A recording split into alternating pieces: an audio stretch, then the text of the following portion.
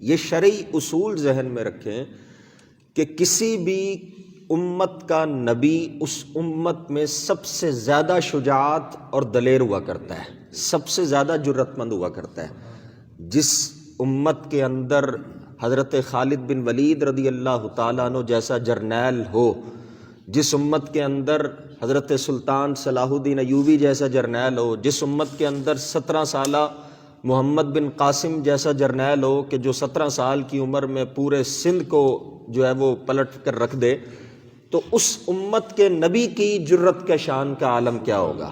تو اللہ کریم نے اپنے محبوب کو جو جرت عطا فرمائی ہے، مسلم شریف کی حدیث پاک ہے، حضرت انس بن مالک رضی اللہ تعالیٰ عنہ جو 10 سال حضور کی خدمت میں رہے، جنہوں نے نبی کریم علیہ الصلوۃ والسلام کا اٹھنا بیٹھنا بڑے قریب سے دیکھا، آپ فرماتے ہیں کہ نبی کریم علیہ الصلوۃ والسلام تمام لوگوں میں سب سے زیادہ شجاع اور بہادر نظر آیا کرتے تھے۔ حضور سب سے زیادہ بہادر تھے۔ حضرت سیدنا عبداللہ ابن عمر رضی اللہ تعالیٰ عنہ آپ فرماتے ہیں کہ میں نے نبی کریم علیہ الصلوۃ والسلام سے زیادہ بہادر، حضور سے زیادہ طاقتور اور حضور سے زیادہ سخی اور حضور سے زیادہ پسندیدہ شخص کسی اور کو نہیں دیکھا۔ حضور نبی کریم علیہ الصلوۃ والسلام کے اندر تمام صفات اللہ نے ایسی رکھی ہوئی تھی۔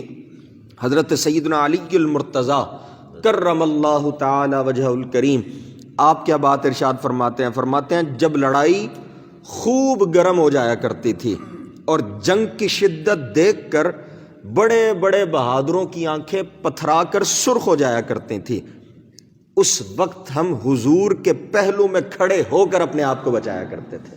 اللہ اکبر! آپ اندازہ لگائیں حضور کی شجاعت کا۔ کہتے ہیں جب بالکل لڑائی گرم ہو جاتی تھی نا، جس وقت سب کچھ تیش نیش ہو جاتا تھا، کہتے ہیں ہم حضور کے پہلو میں اپنا بچاؤ کرتے تھے، اور نبی کریم علیہ الصلوۃ والسلام ہم سب لوگوں سے زیادہ آگے بڑھ کر اور دشمنوں کے بالکل قریب پہنچ کر جنگ فرمایا کرتے تھے۔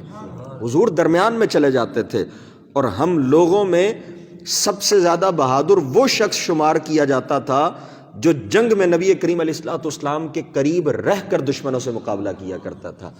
یہ اللہ نے اپنے محبوب کو جرت عطا فرمائی ہے۔ طاقت بڑی تھی حضور میں۔ طاقت کا عالم یہ تھا کہ غزوہ احزاب کے موقع پر خندق کھودتے ہوئے ایک ایسی چٹان ظاہر ہو گئی کہ جو ٹوٹتی نہ تھی، تو نبی کریم علیہ الصلوۃ والسلام کے سامنے وہ لائی گئی۔ حضور علیہ الصلوۃ والسلام نے جب پہلا وار کیا نا تو اس میں دراڑ پڑ گئی، اور اس طرح حضور نے 2-3 وار کر کے اس چٹان کو ریزہ ریزہ فرما دیا۔ ایک رات اہل مدینہ خوفناک آواز سن کر دہشت زدہ ہو گئے، تو اس آواز کی سمت پر سب سے پہلے نبی کریم علیہ الصلوۃ والسلام تنہا چلے گئے، اور واپس آ کر حضور نے فرمایا کہ کوئی پریشانی کی بات نہیں ہے، سارے آرام کرو۔ یہ جرت، یہ شجاعت اللہ نے اپنے محبوب کریم علیہ الصلوۃ والسلام کو عطا فرمائی۔